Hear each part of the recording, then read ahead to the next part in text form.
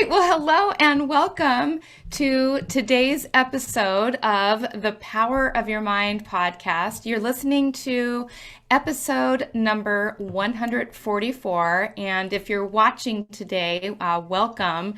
Some people are also joining us live here on Facebook. And just a little bit about myself. I'm Victoria Gallagher, Law of Attraction hypnotist and #1 best-selling author of Practical Law of Attraction. Align yourself with the manifesting conditions and successfully attract your desires. And I'm also the founder of HipTalk.com and HypnoCloud apps, which gives you access to over 500 hypnosis recordings right in the palm of your hand. Right in the palm of your hand. And Awesome. so be sure to download that app from the app stores.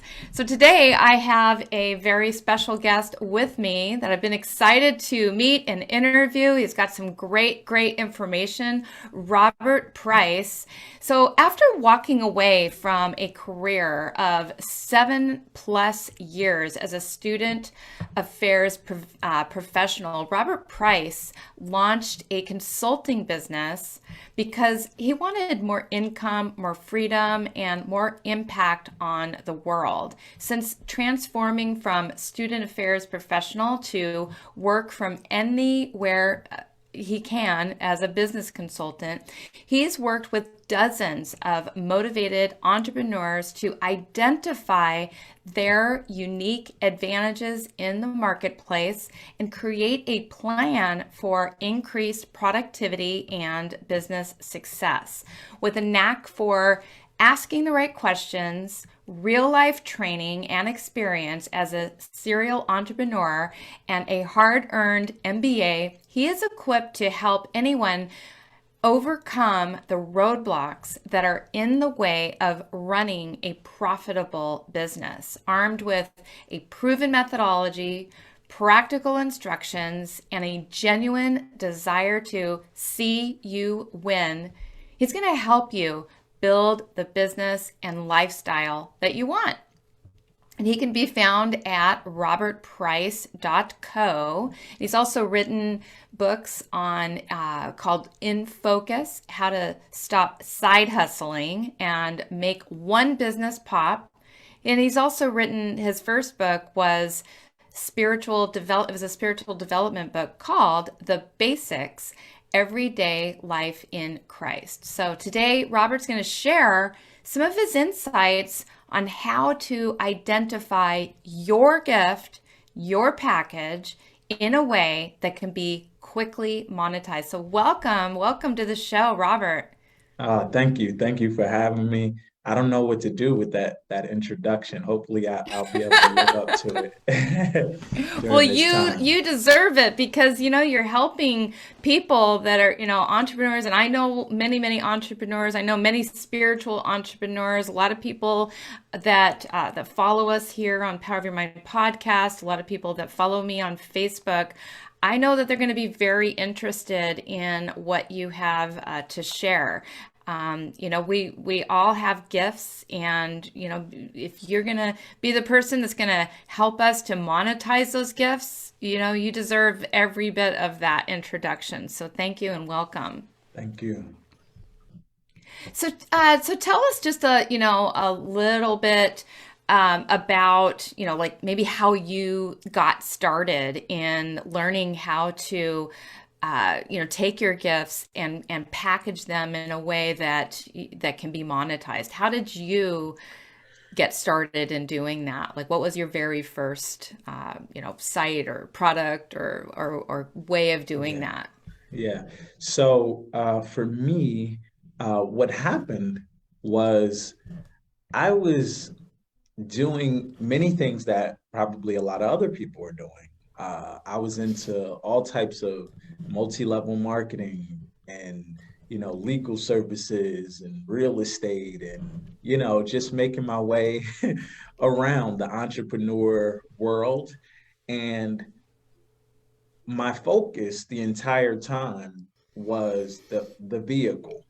And so I kept falling short and going to another vehicle because I had this thing in my mind that that was the problem. Once I get in the right vehicle, that's going to take me there. But there's a gentleman, Miles Monroe. Uh, he's uh, he's gone now, but he said uh, this statement that I'll never forget. And I was listening to this talk that he made when I was just really in a dark place, where as I'm making my rounds, nothing is really working out. And he said, poverty is not a problem, it's a result. And when he Ooh. said that, it uh, just really hit me in my heart. Because what I realized is when he, broke it down, he said that poverty is the result of first you not knowing what your gift is, right? And then the world not knowing what your gift is. So now once you can connect those dots, right? You know what your gift is and the world knows, then the value that you bring, the the monetary blessing that comes back to you, it's just the way things work, right? You just eliminate lack by showing up and being who you were made to be, and then that the magic happens there. But my first real connection with this happened really when I was a trainer within student affairs. Like that was one area that I really thrived in, and so I started my first business really training students just through team building activities and things of that nature. And it was really exciting. But one of the things that happened is I started like just through kind of osmosis in this personal growth journey that I was taking. I started running into people that were able to use my help one to one outside of the student affairs, world. And it was the student affairs world was a natural transition for me because that's where I came from. But once there was a guy who messaged me one day and said, "Hey, are you a coach? Because you seem to be, you know, uh, you seem to be achieving your goals at a really high rate, and I just want your help in me doing that." And so, I was able to help that individual. We got on a call. I was able to help that individual. They became my first client. And that quickly turned into like 6 clients in a matter of a couple of months. And then, it just kind of took off from there. But That's that amazing. And that's I love how you just were authentically doing this already, and you were really innately guided toward this. And by just being in the process of delivering and doing and just being a model for that, you weren't setting up some sort of contrived thing that you were trying to get people to go through your process. You just were doing it, and people saw that. And I truly believe that when we have special gifts to share with the world, that all we really have to do is step into that role and not necessarily worry about, well, how am I going to create a business out of that? Because if it was meant to happen for you, then it is going to happen. So kudos absolutely. to you for just being brave and stepping into what you were meant to do. Yeah. And that's just it, right? Like you what people are supposed to be doing, they actually are already doing it. They just don't realize, what it is. Have you ever like seen a person and you're like, man, they're really good at X, but the person has no idea. They're not thinking about X because maybe they're comparing themselves to others in other ways. But if you just kind of take a pause, right, and really lock into. And I have ways of, people can get into that. Maybe we'll get into it as we go further. But if you just lock into what it is you're already doing and you've been doing it your whole life, man, it's a can't miss. I love that. I absolutely love that. Yeah, because I think you're right. We all have some kind of special gift, but sometimes we don't even realize that what we're doing or that thing is special and unique to us, and it is a gift. And so I love that you help people to also just tap into that. It just starts there from just being able to acknowledge yourself and recognize yourself as the unique person that has this gift. So moving on, so once a person maybe they well, let's just talk about let's talk a little bit about what is that recipe? What is that, recipe that you've discovered for being able to find your gift? Because so many people, maybe they don't recognize that yet. And, there's so many people it's like, oh, I don't even know what I'm good at. And especially if whatever I'm good at, whatever I like, that certainly can't be monetized, Right, right? absolutely, it can. It can. Yeah. So it's three things that go into this recipe, right? So, and this kind of happened, this recipe kind of developed just through a conversation I was having with the gentleman who was reading the book, The One Thing. Mm, And just as they were reading it, they're like, man, I get the concept of the one thing, but I don't really know what's my big one thing. Like, what's my purpose? What's my gift? Right. And so, just organically through this conversation, there's three things that came out of it. The first thing is childhood meditation. So, one of the really overlooked areas that I think people bypass when they're thinking about, man, what is my gift? What am I good at? It's it's your childhood, right? What did you come out already knowing how to do? I think about my 4-year-old son, and he's already this like master orator, and he wasn't trained. We didn't put him through any training courses or anything like that. He came to earth, with that gift. So I know later on in life is if he's in a lab somewhere with the white coat on, not talking to anyone, he missed it, right? He missed really what his gift was because he came out with that stuff. So each person listening to this, they have some traits that were present as they were children that um, they can go to. So just ask yourself, some questions like, what was I good at as a kid? Like, what did people tell me I was good at? What did teachers say? What were my favorite subjects in school? Things of that nature. But the second thing is, um, wow, it's escaping me at this moment. The first thing is I I'm do like love I'm like that. so in the zone. Right. No, but the first thing is childhood meditation. The Yeah. second thing is data-driven self-awareness. That's the second thing. Hmm. And the reason I say data-driven self-awareness is that there's a American study that shows that 95% of people believe that they're self-aware, but Okay. but only 15% of people actually are. 95% believe they are self aware, but only 15% are self aware. Okay. Right. And let's define self aware. Yes. So when I say self-aware, right, the best thing about you is also the worst thing about you. Mm. And so in saying that, we tend to look at ourselves with these rose-colored glasses in terms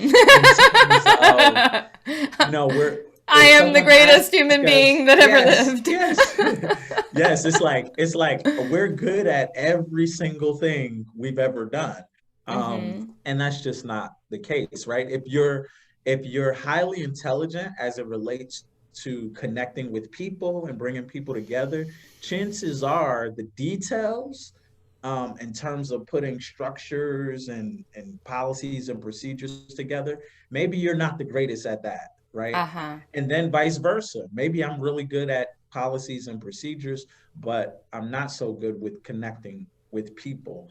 But the reason I say data-driven self-awareness, as a, I mentioned that point as it relates to assessments that exist, such as the DISC assessment, Myers-Briggs, Enneagram, things of that nature, Mm. where this is actual years of research that is going into these questions that you're answering, and it's spitting you out a report that has an A side and a B side to who you are, not just the one maybe positive side that you look at, or someone else vice versa, the one negative side that you look at as it relates to yourself.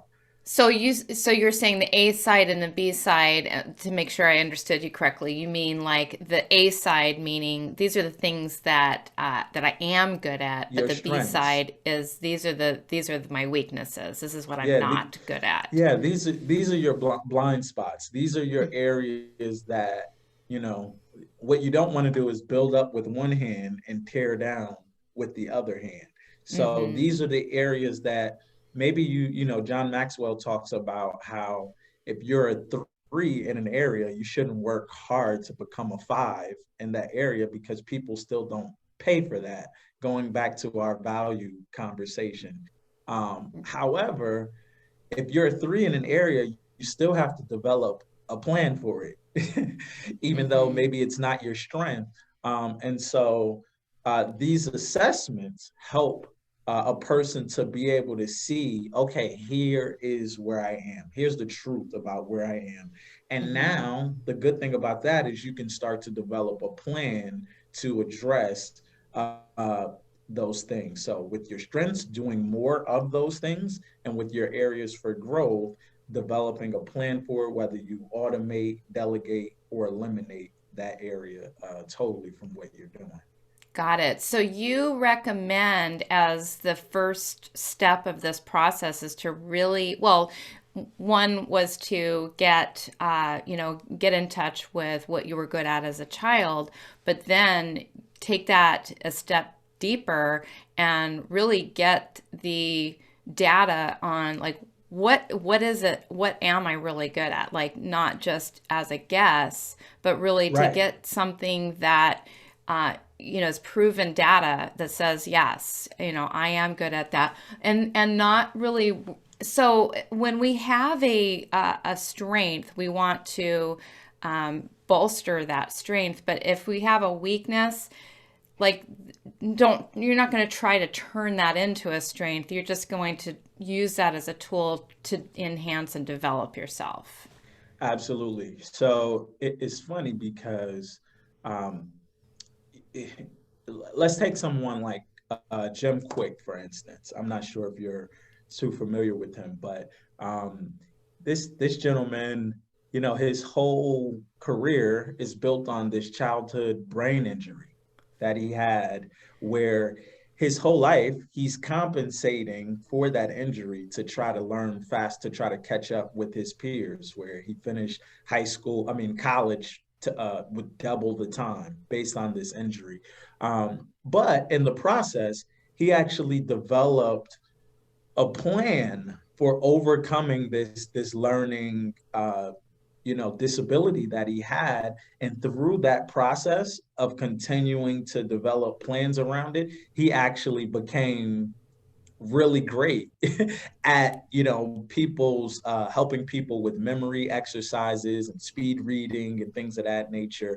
Um, and so he actually turned an area that was a shortcoming for him into a strength where he can now help people that actually need help in that area as well, from the perspective of someone who suffered in that area first. And so for Wow. me, Yeah. it's the same thing, right? For me, it's the same thing as far as focus is concerned. I'm like, I have no shortage of ideas and things to chase after. I told you I was going from, left to right as far as business opportunities.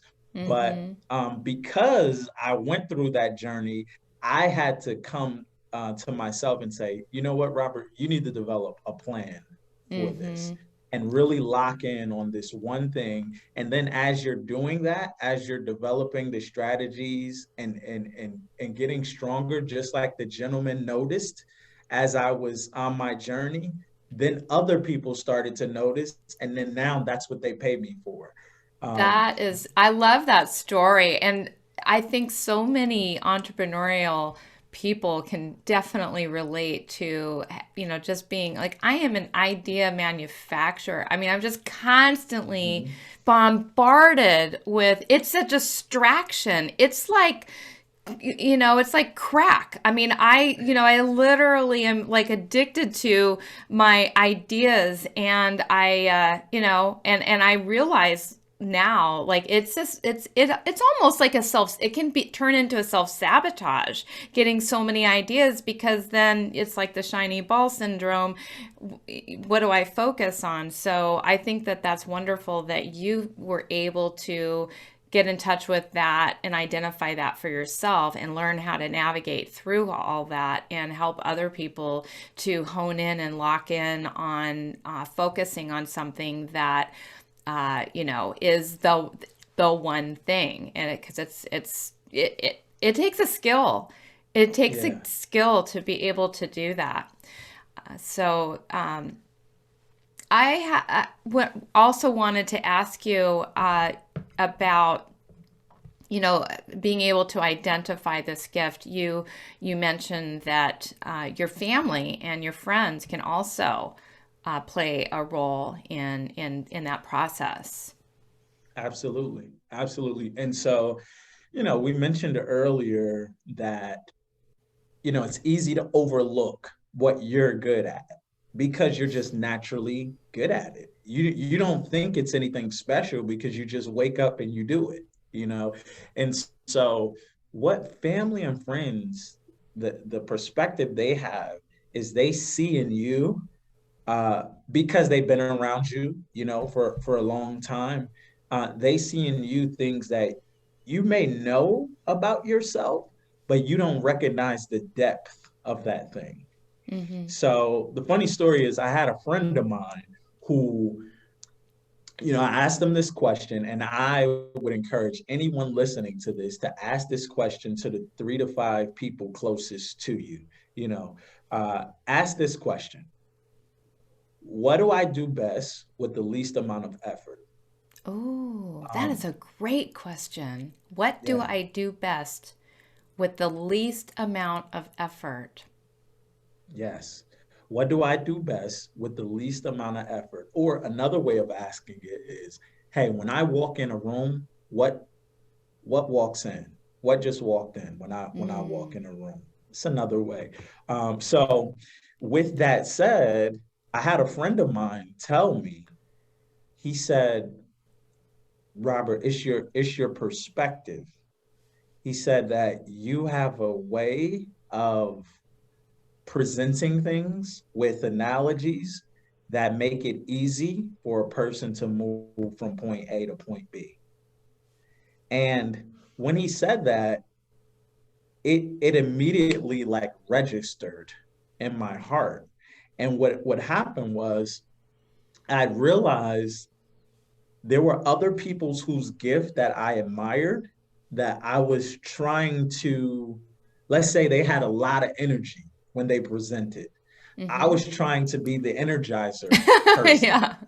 right? But I could only do that for short periods, right? Because it's not my gift. But when he said that, I said, I'm going to walk in that. I'm going to embrace that harder. And that has made all the difference because in my entrepreneurial journey, I haven't tried to be like anyone else. I've Mm-hmm. been able to embrace, okay, this is it. This is my wheelhouse because I've been doing one thing he was able to remind me of is conversations we would have in college, just at the diner. And at the end of the conversations, all of my friends would like look at me as to say, like, okay, what does this mean? Where do we go from here? And like, and it just naturally happens. So I've been doing that for forever. And so when he said it, it really registered with me. And then patterns I was able to see from other people's responses to that same question led me to realize, oh, this is it. This is the sweet spot. Oh, that is great. I love that. And I could definitely relate to what you're saying about how you have your own unique way of doing it. You have your own unique way of presenting. I mean, when you go on stage or present, I mean, you're not trying to, jump around. Like I think of Tony Robbins for Oh yeah. instance, and I Uh-huh. think like, yeah, I really want to speak to audiences that size and be on stage, but and it's not that I don't have the energy, but I mean, I can't even possibly imagine myself, jumping, across the stage and Hmm. clapping and doing all that kind of crazy stuff. Like that's just not me. So how do I do it? Like how does the world see Victoria Gallagher in that setting? And so I have to be myself. Otherwise, I'm gonna look like a jerk trying to look like Yeah. somebody else. Yeah. You look inauthentic. And it's funny, I just talked about the analogies, how they come to me. One analogy just came to me as right now as you were speaking. Mm, And it's this analogy about singers, mm-hmm. right? You have some entertainers who they're just that. They jump around, they got all of these like wild movements, and it's awesome, right? Like you might think of somebody like a Beyonce who's Yeah. just, the entertainment factor is there. However, you have some singers who literally just stand there Celine and they Dion, she sing. she pulls it Yeah, off just there you go. perfectly. Just stands there. I don't think she Yeah. even moves at all. Exactly, but captures the audience, right? Yes. Absolutely captivates the audience based on embracing her gift, right? So Hmm. it's the same thing with us. We just Yeah. have to discover what that thing is. So you discovered that your special gift, your unique offering to the world, was your that and people told you this and validated that. And you probably took Myers-Briggs tests that you Mhm. offer a different perspective. You're able to offer you know you're able to give people a perspective. And so, how did you make the leap from, all right, I'm really good at this thing, offering perspective, to like, most people, I think they would say, okay, well, I have that skill. I have this skill. Like, I'm a great listener, or I'm really creative, or I come up with a zillion ideas, or I'm very disciplined. Like, you know what? I think that's what walks in the room. A lot of people would say, Victoria is disciplined and committed, and I have high integrity, and these are some qualities that I Mhm. know show up for people. But how do you take that gift, those personality traits, I guess, that just come natural to me? How do I take that and make the leap from that to being able to monetize that gift? Absolutely. So what happens is I think people make the mistake sometimes of taking one of the components of what I just mentioned. Like, let's say you take what your family said, right? But what the perspective that you might be missing based on what your family or friend says is this data-driven self-awareness, right? We don't have raw data to compare against that. And maybe some traits that we had as a child, we didn't explore that throughout life. So we actually developed some other areas, which is painting the reality for what we think we're supposed to be doing Oh, now. wow. So that's why, I call it a recipe because I think you need to mix all of those things together: the childhood meditation, the data-driven self-awareness, and your family and friends feedback. And so that starts to really crystallize the picture for you. But then once you move from okay, I know what it is, I got it. It's X, right? Which is what I help my coaching clients through, right? Once they identify that, the next thing is okay, how do we brand how do we brand this? Like, what does this look like?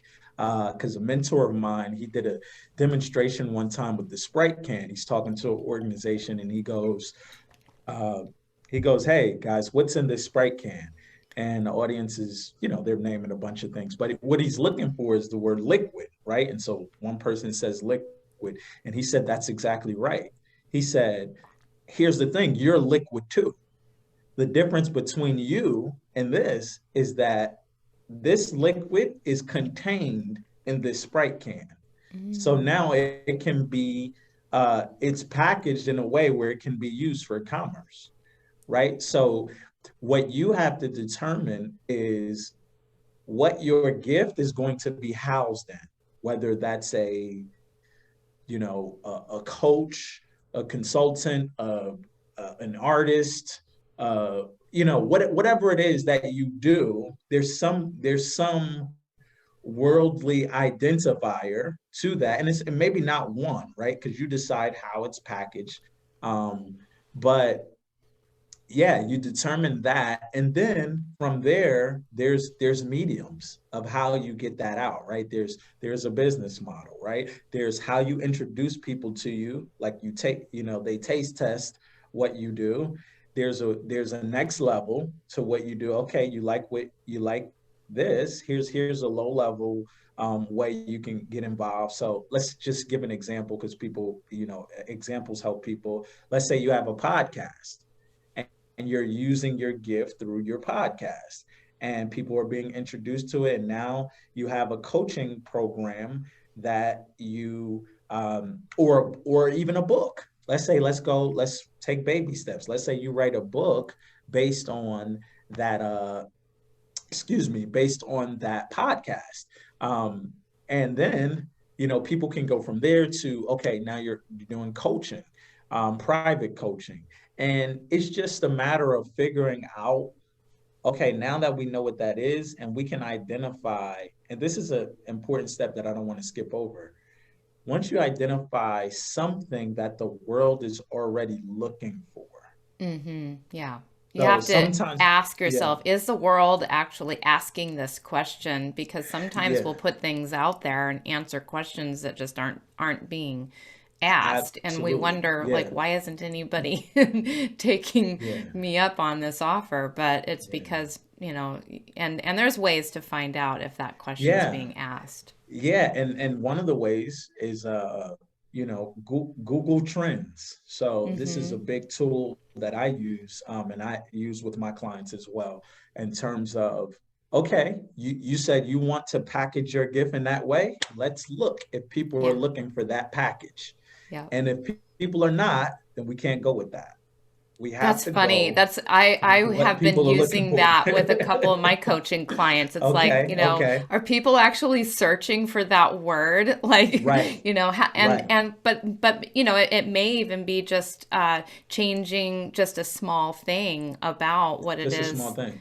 Just a small thing. I Yeah. love that. Yeah. Yeah, you're doing the same exact thing. You're just packaging it in a way where people recognize, okay, that's a Sprite right there, or that's a whatever, and so they know to use you for Hmm. that. So it's really the words content and context come to my mind. So I think of Mm, context as the container, the whatever the model is that is holding all of the content that you are right, bringing to the table. So you're bringing the right, content to the table, but you're packaging it into a context that other people can relate to. right, right. Absolutely.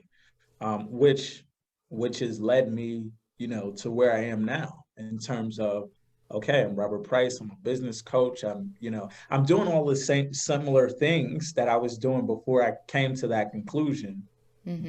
but now it's just the container, like you said, that the Yeah. context that's around what's the contents are. What are some ways that a person can, because like besides coaching, Right. so what are some other contexts or containers that a person might, might think about if maybe they don't feel like coaching is the right direction for them? Just do you have some examples of some other air ways that a person can package up who they are and go about making money from their gift? Yeah, so I'm gonna offer your audience a free resource where I actually have like it's an exhaustive list of like things that you can like think about on how you can package whatever your Ooh. thing is. So because I might even if I give an example, it might only connect with one other person. Yeah, So exactly. off of this list, and plus like I said, my brain is all over the place, so I can't think of half of the things on the list. Yeah, But I understand. I put you we on the just but spot. I asked a no, question it's that wasn't. okay. It's okay. It's okay. But that's the good thing about lists, right? We don't have to remember everything that's on it. We just Ex- bust it out and we Bust can it go from out. there. Yeah. Yeah, but yeah, you just filter whatever you're good at, right? When you look at that data driven self awareness, when it tells you, um, you know, the takeaway from there, you just make sure that hey, if I did a Facebook live show, or if I did, I don't know, something else, is Yeah. this gift being able to be used doing that? Is it being maximized and using that? Mm-hmm. So a better example would be if I'm an introvert and I am an amazing writer, but people are saying, content is king. You got to do video. You got to be on YouTube. You got to have a podcast. That person, no, they don't. They need to write this blog, and people are killing it, with blogs. So you would lean into that as that is your gift. For Mm-hmm. me, I don't want to have anything to do with like detailed writing, so I wouldn't do a blog. Yeah. I Right. may do a podcast and have someone else might turn it into a blog, or I offer the transcription or something like that for people who like to read it. But those are a couple examples. That's great. So you offer, so what, tell us where a person could, and I'm going to ask you a couple more questions after this, but No problem. just since you brought that up, where would a person go to get that resource from you? Sure, sure. They could actually go to bit.ly /in focus book resources. Don't worry, I'm gonna repeat it. Okay. Yeah, and It's we'll put that okay, in the show notes as well okay, when the podcast does air, and so people will have an okay, opportunity to just actually click through that. But yeah, if you can okay. mention that one more time. Yes, sounds good. So it's bit.ly /in focus book resources. Awesome. If I was better at this, I may have come up with a shorter link, but that's where you will find it for now.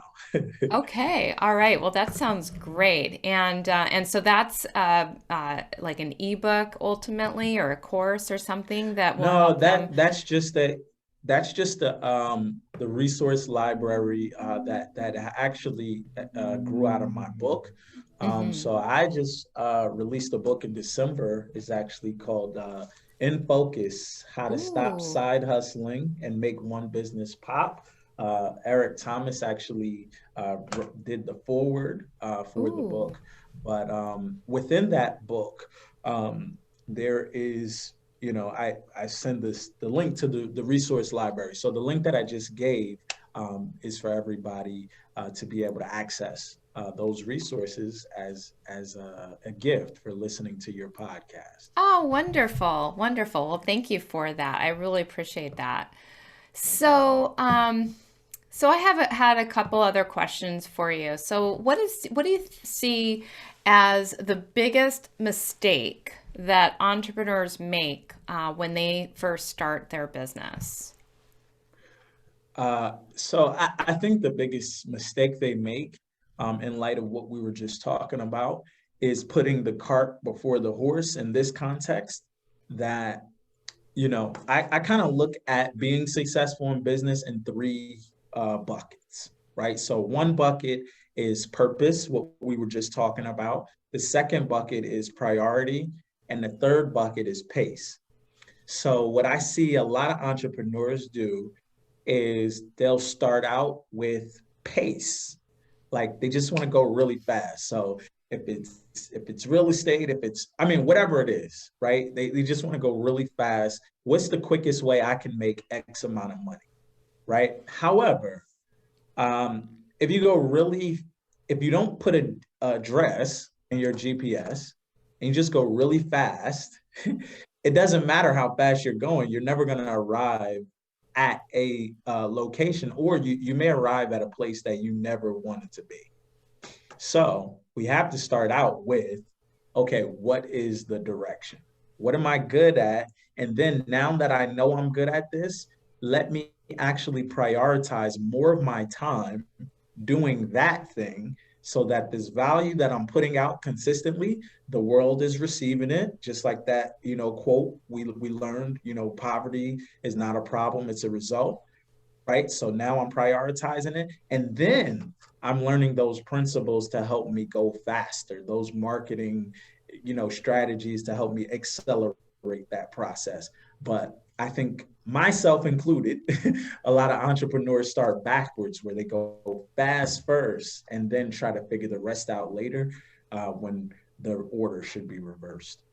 That's a great thing to know, and I agree. It is a kind of a common mistake. So you need to give us the three P's again: Purpose, purpose, priority, and priority, pace. and pace. Yeah. So you need to understand your purpose and really, really understand that. Really be aligned with that purpose. And just like you had initially started out at the very, very beginning, that's how this all came about for you, was that you were aligned with your purpose.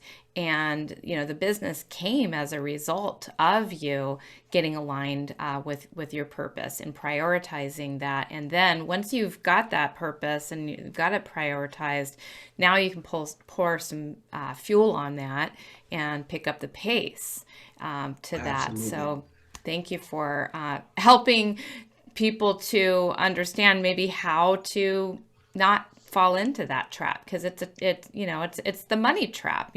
How can I Right. figure out how to make a lot of money? And is really what I hear you saying, that some people are more driven to finding that out before even figuring out, what am I even good at, what do I even like to do, and what is my purpose, what am I here to contribute to the world. And as a result of that, I think the universe wants you to be rich. I think if you do what you are good at and you share freely, you're going to be blessed with all the abundance that you can ever possibly Yeah. imagine. But you've got to do that authentically. Yeah. The universe rewards you for being who you are, Ooh, who you were yes, I love created to be. that. Yeah. Yeah. Yeah. Yeah. So the money, if I could put it this way, the money is in you. Hmm. But if you're searching, then if you don't realize that yet, you'll always be searching for the money. Yeah. But the money is actually in you once you discover that treasure that lies underneath. Beautiful.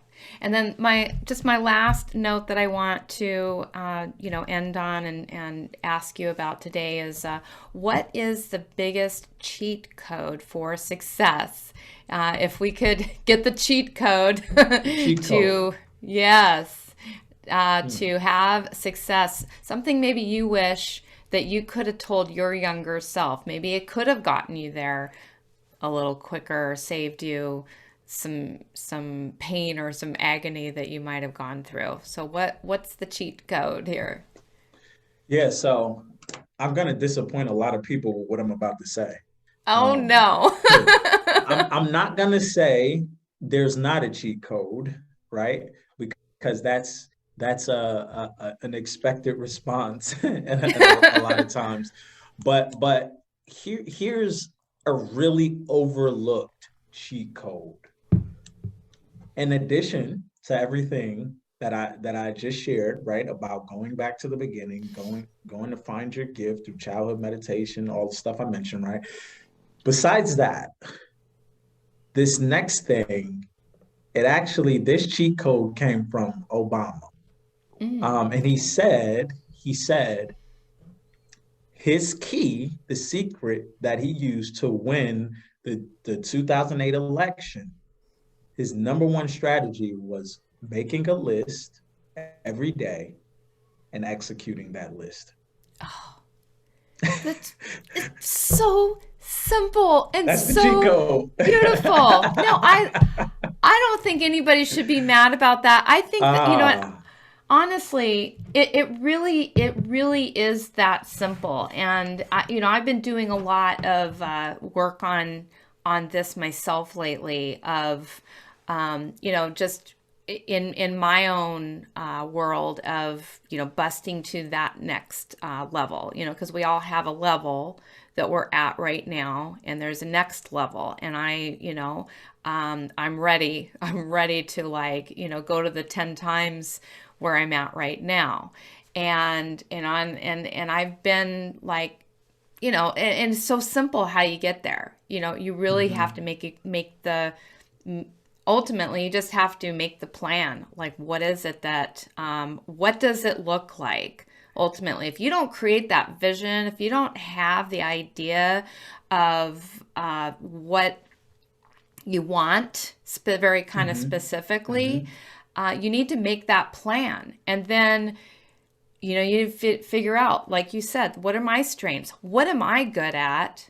What do I bring to the table? What can I do to accomplish that? What is my strategy toward accomplishing that? And then what am I think, when we're talking about some of our weaknesses, like you had brought up, like understanding, like, well, this is an area I'm not good at. So just in business 101 here and outsourcing, it's like, well, who can I Right, get right. uh, to do the things that I'm not good at? And I literally had to make myself two lists one day. And the lists were, This is good. here's what I do, and here's what the other people do.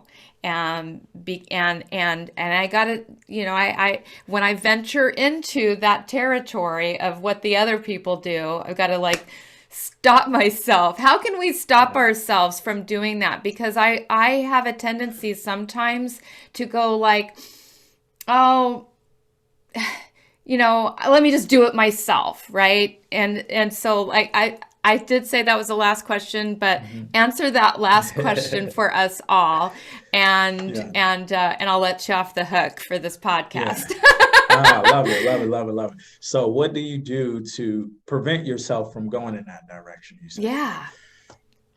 So, uh, there's a gentleman who said this. He said, Craig Rochelle, he has a leadership podcast. He said, if someone can do something 80% as good as you, to let them do it. That was his initial I got that chills when you said that. yeah. I literally got well, chills when you said that. there's going to be even more chills after you hear what I'm about to say now, because this was his follow-up. He said, if they can do it 80% as good as you, then let them do it. And because that's the problem, right? Like we're like, so, we're entrepreneurs. So we want it to look spectacular the way we thought it out, we planned it out. But then he said this. He said, I've actually found myself being more effective by letting people do it if they can do it 50% as good as I can do it. Oh Yeah. boy. Wow. Now, So how do you entrust somebody who's only 50% as good as you with your baby? yeah, you just realize that entrepreneurship is a marathon and not a Mm-hmm. sprint. Because I think a lot of times when we try to keep our hands on stuff is because we're trying to make things happen fast. But actually, you end up realizing you could go faster when you let other people put their hands on things. So for me, that's the saving grace, right? Do I want a business or do I want a job?